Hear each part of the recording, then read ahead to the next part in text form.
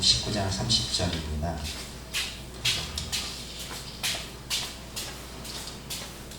주님의 고난을 지난 주간까지 우리가 다 동참을 했어요. 여러 가지 면에서 아마 가정적으로나 개인적으로 많은 이런저런 환경 속에서 오늘까지 살아오셨어요. 코로나나 어떤 죽음의 위협이 우리에게 다가올 때에 그것에 겁먹지 않고 그것을 올바르게 내 내면에서 믿음을 가지고 얼마든지 이겨낼 수 있는 그런 믿음이 우리에게 있습니다. 그것은 우리 안에 계신 성령께서 우리에게 믿음을 주시기 때문에 우리가 그 믿음을 붙잡고 승리할 수 있는 것입니다. 오늘 말씀을 통해서 함께 은혜를 나누도록 해보겠습니다.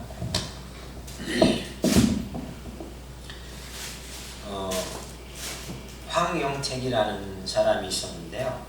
27살에 하반신 마비 장애인이 되었습니다.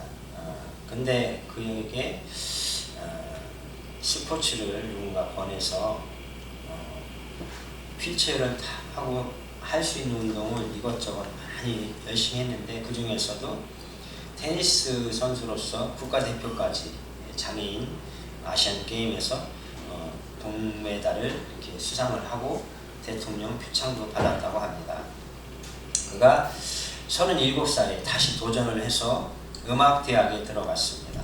그리고 TV 예능 프로그램인 스타킹, 강호동이 사회를 보잖아요. 거기에 출연을 해가지고 휠체어의 폴포츠라는 이름으로 유명한 성악가로 또 다시 변신을 했어요. 근데 그에게는 하반신 마비 때문에 주어진 게 뭐냐면 호흡이 안 되는 거예요. 숨 쉬는 게 잘 안 되는데 이거를 계속 노력을 해서 이겨낸 거예요. 그러니까 내 환경이 지금 이런데, 우리 집안이 이런데, 나는 돈이 없는데, 나는 누군가의 도움이 필요한데 도움을 받지 못해서 나는 무엇을 못한다, 이런 말을 하는 것보다는 내가 지금 현재 위치에서 내게 주어진 이 환경, 몸에 어떤 장애를 갖고 있든지 경제적인 어려움이 있든지 그런 거에 관계하지 않고 그걸 이겨내고 그거를 밟고 딛고 일어나서 우리가 굳건하게 설 수 있는 그런 마음과 그 마음의 자세가 필요한 것입니다. 전신마비 척수장애 화가인 타경준 화백은 이 어깨 근육만 살아있고 아무것도 못 쓰는 거예요. 그러니까 어깨를 움직일 때 이 손에다가 손목에다가 붓을 묶어가지고 아니면 테이프로 감아서 그림을 그리는 거예요.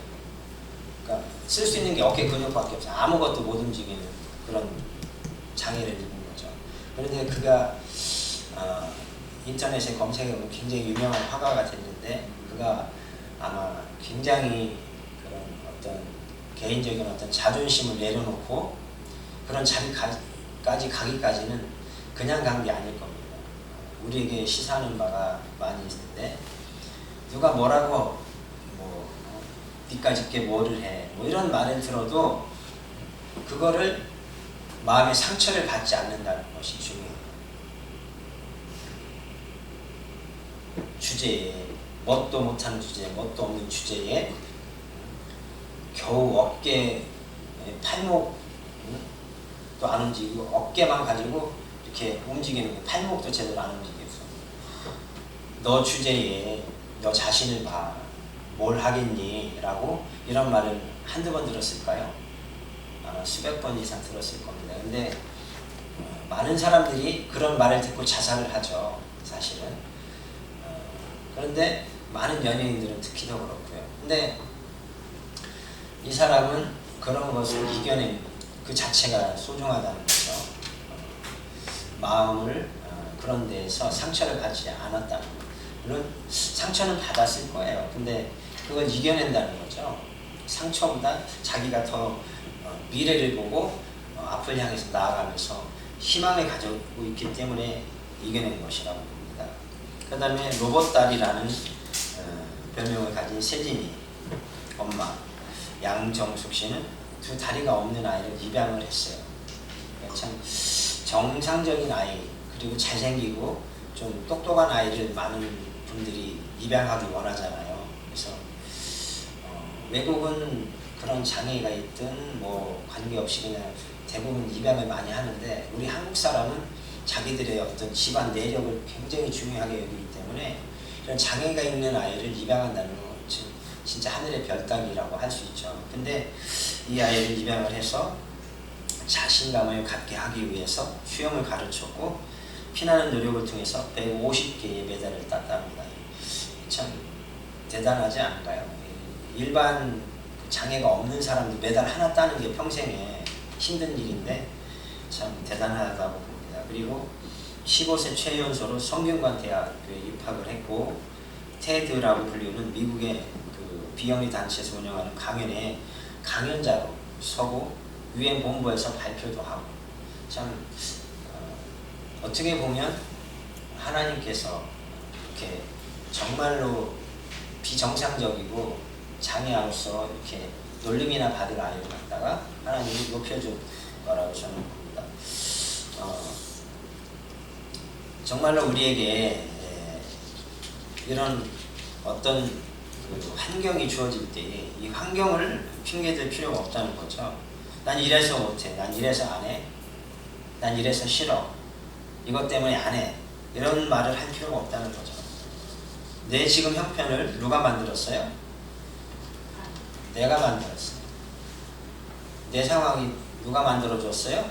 하나님이 만들어줬어요. 그럼 하나님한테 맡기고 하나님의 도움을 청하면, 나의 길을 인도하시는 분이 하나님이시니까 나에게 할 수 있는 최대한도의 어떤 그 능력을 발휘할 수 있는 그런 무대에 세워줄 거라고, 내가 믿고 가면 되는 거라고 저는 생각을 합니다.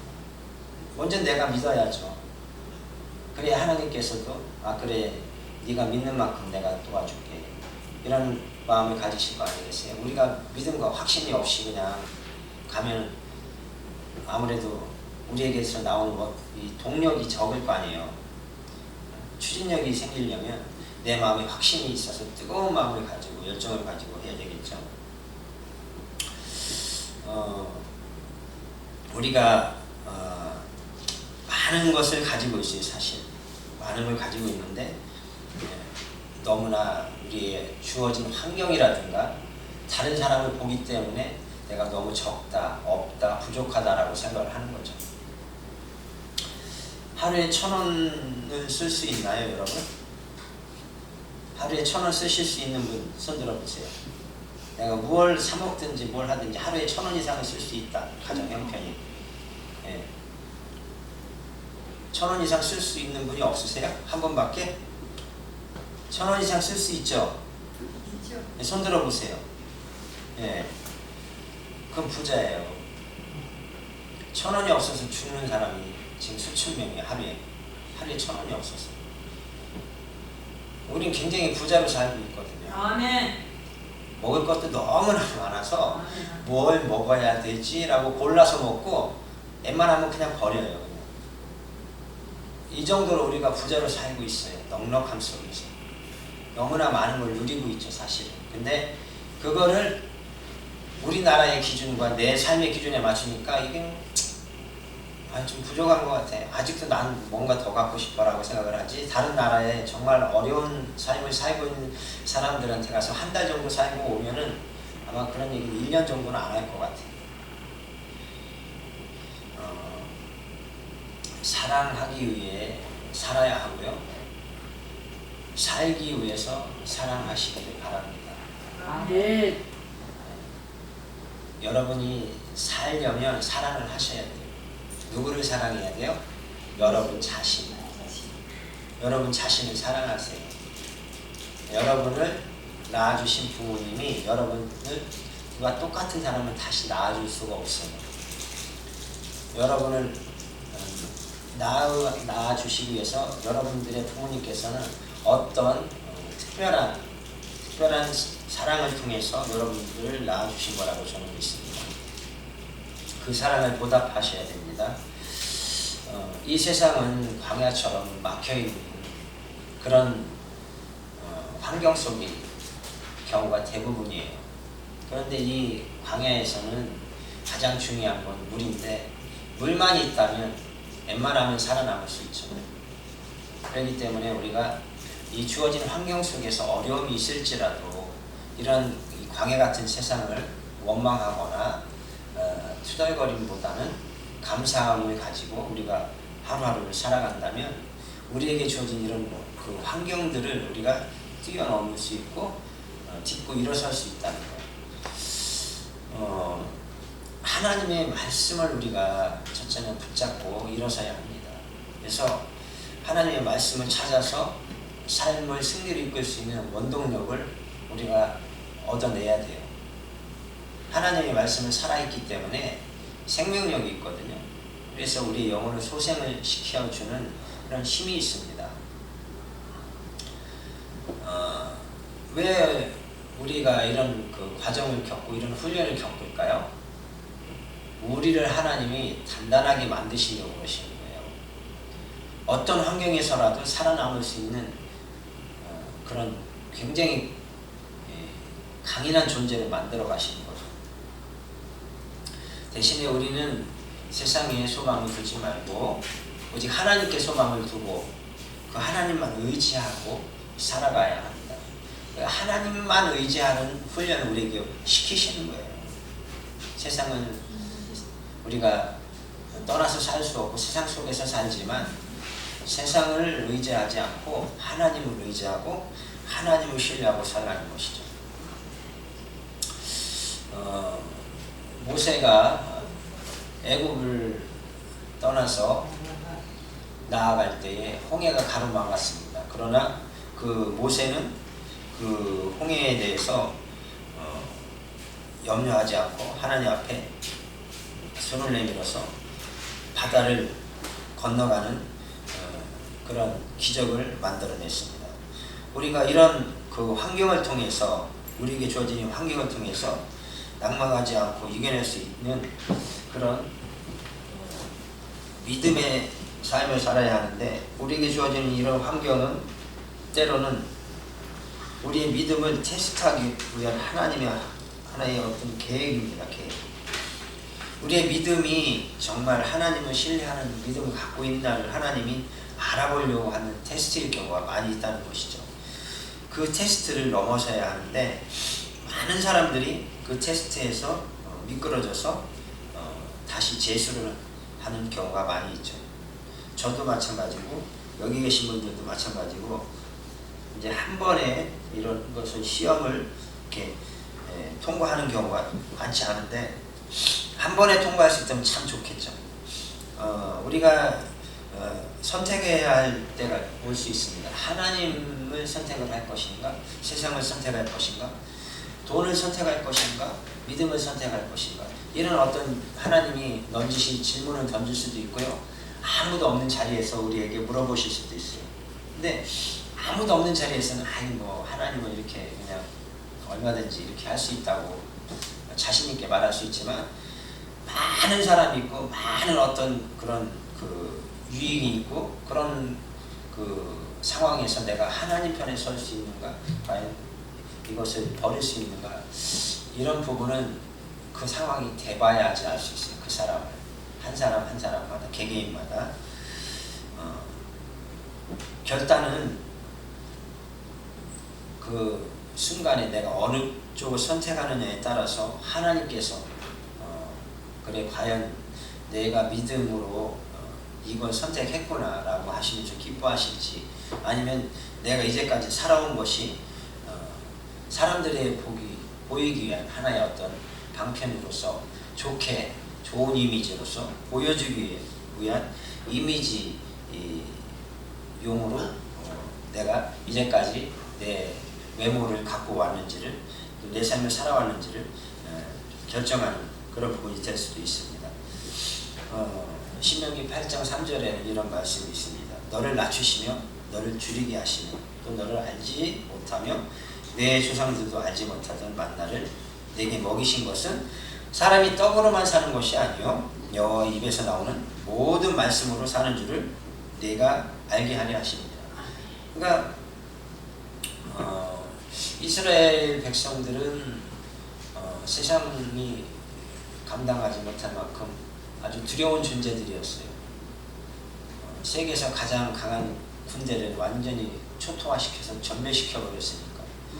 근데 그런 사람들인데도 그들의 힘으로 뭘 한 것은 전혀 없어요. 100% 다 하나님이 이끌어 주셨죠. 하나님이 다 먹여주셨어요.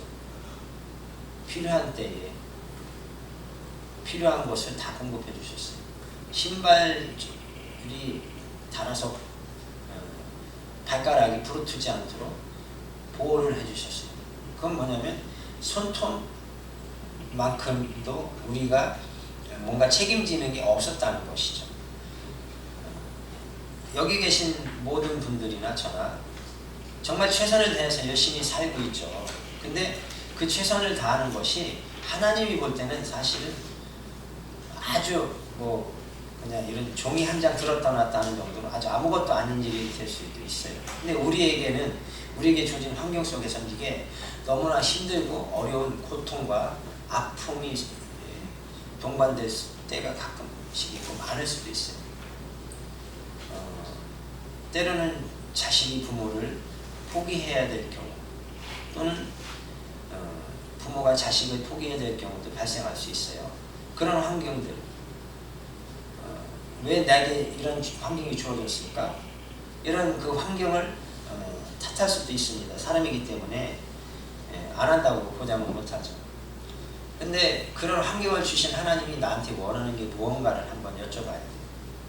도대체 나에게 뭘 원하시지? 하나님, 이 환경 속에서 내가 할 수 있는 무엇인가를 찾으라고 하는 건 아닐까? 이런 생각도 해보셔야 돼요. 내가 할 수 있는 게 분명히 있거든요. 내가 할 수 있는 범위까지 내가 하는 거예요. 그 이상은 하나님한테 맡겨야 되지 않을까요? 내가 못하는 걸 억지로 할 필요는 없잖아요. 어차피 안 되는 거를. 그러나 할 수 있는 데까지, 그 부분까지 내가 해야죠. 그래서 하나님은 우리에게 있어서 말씀을 통해서 우리에게 영적으로 공급을 해주셔서 우리의 영혼의 어떤 그 생명을 유지시켜 주시지만, 우리의 육신은 보는 것, 듣는 것, 냄새 맡는 것, 귀로 듣는 것, 이런 것들로 인해서 많이 좌우가 될 수 있어요. 여러분, 아름다운 노래 소리 들으면 감동되지 않으세요? 막 마음이 막 울컥하고 막 기쁘고 막 춤출 것 같이 막 행복하고 막 큰 소리로 웃고 싶고 막 큰 소리로 막 외쳐대고 싶지 않으세요? 너무 행복할 때? 저만 겪는 건가요? 쟤 미친 거 아니야? 이런 소리 들을 만큼 막 소리 지르고 싶지 않으세요? 그게 정상이라고 저는 생각을 하거든요. 근데 사실은 자존심 때문에 이 나이에 무슨 소리를 지르는, 사실은 누군가를 사랑하면요, 나이가 100살이 되든 50살이 되든 나이에 관계없이 그 사람을 사랑을 하면, 누군가를 사랑을 하면 누가 보든 말든 관계없이 그 사랑을 표현할 거라고 저는 생각을 해요. 그게 진정한 사랑하는 사람에 대한 그런 어떤 그 개개인의 어떤 자세, 그리고 액션을 저는 나타낼 걸로 저는 보거든요. 내가 하나님을 향한 진정한 믿음이 있다면 내가 어떤 액션을 나타내야 돼요. 그냥 말로만 하는 것이 아니라 행동으로서 보여줘야 된다는 것이죠. 이제 우리에게 주어진 이 삶이 때로는 우리 자신을 정말로 힘들게 할 수도 있고, 외롭게 할 수도 있고, 괴롭게 할 수도 있고, 즐겁게 할 수도 있고, 우리에게 주어진 환경에 따라서 달라질 수 있지만, 우리의 저 밑바닥, 그는 뿌리에 해당하는 그 믿음은 이렇게 왼쪽이든 오른쪽이든 슬프든 즐겁든 그런 거에 관계없이 흔들림이 없어야 돼요. 견고한 믿음 안에 서서. 그래서 우리가 나는 내게 주어진 이런 모든 환경 속에서 내가 할 수 있는 그 무엇인가를 하나님이 허락하셨기 때문에 내가 다 알지 못하지만, 하나님의 비밀한 걸 내가 다 알지 못하지만, 내가 이곳에 있는 이유는 내가 이곳에서 무엇인가 꼭 해야 할 일이 있고, 내가 할 수 있기 때문에 이곳에 보내셨고, 이곳에 세우시고, 그곳에서 나를 쓰시려고 하시는 것이다 라는 그런 믿음과 확신을 가지고 여기에서 내가 이 교회를 위해서 내가 어떤 자세로 어떻게 섬길 것인가를 내가 이제 액션을 취해야 된다고 생각을 합니다. 그래서 이제 오늘은 특별히 부활의 날을 기념하기 위한 부활의 예배를 드리는 그런 과정을 우리가 보냈고요. 이렇게 하나님 앞에 따스한 봄날을 맞이해서 너무나 행복해. 맛있는 거 실컷 먹고 하나님 앞에 마음껏 예배할 수 있고 자유로움 속에서 우리가 맛있는 차를 마실 수 있고요. 그 어느 것도 불편함이 하나도 없어요. 이런 자유함을 누가 줄까요? 첫째는 하나님이 주시면서도 내 자신이 누리는 거라고요. 내 자신이 자유해야 돼요. 자유. 내 자신을 구속시키지 마세요. 믿음도 어떤 환경도 그 무엇도 나를 구속시키지 말고 나를 자유롭게 만들어 놓으셔서 내가 그 자유로움을 누리시면서 하나님을 향한 그 어떤 부분에 대해서 내가 액션으로서 보여드리는 그런 삶을 사시기를 바랍니다. 우리는 할 수 있습니다. 여러분 할 수 있어요. 여러분에게 주어진 어떤 환경을 얼마든지 초월해서 무엇이든지 하나님이 원하시는 것이라면 그것을 하실 수가 있습니다. 그렇기 때문에 자신감을 가지고 이번 한 주간도 승리하며 사시기를 부탁을 드립니다. 아멘. 기도하겠습니다. 하나님 아버지 감사합니다. 하나님께서 우리에게 주어주신 이런 환경 속에서 우리가 우리를 향한 우리 자신을 향한 어떤 믿음의 행위를 가지고 하나님 앞에 나올 때에 우리가 정말로 겨자씨만한 작은 믿음을 가지고 나왔을지라도 하나님께서 그곳에 많은 새를 깃들이게 하실 수 있을 줄 믿고 하나님 앞에 나와서 예배를 드립니다. 우리에게 큰 믿음을 허락하시고 하나님을 향한 진정한 사랑을 우리가 액션으로서 보여줄 수 있는 우리들 모두가 될 수 있도록 인도하여 주옵소서. 이번 한 주간도 하나님께서 복을 주셔서 승리하며 건강한 모습으로 복된 주일날에 다시 만날 수 있도록 강건함 속에서 지켜주옵소서. 예수님의 이름으로 기도드립니다. 아멘.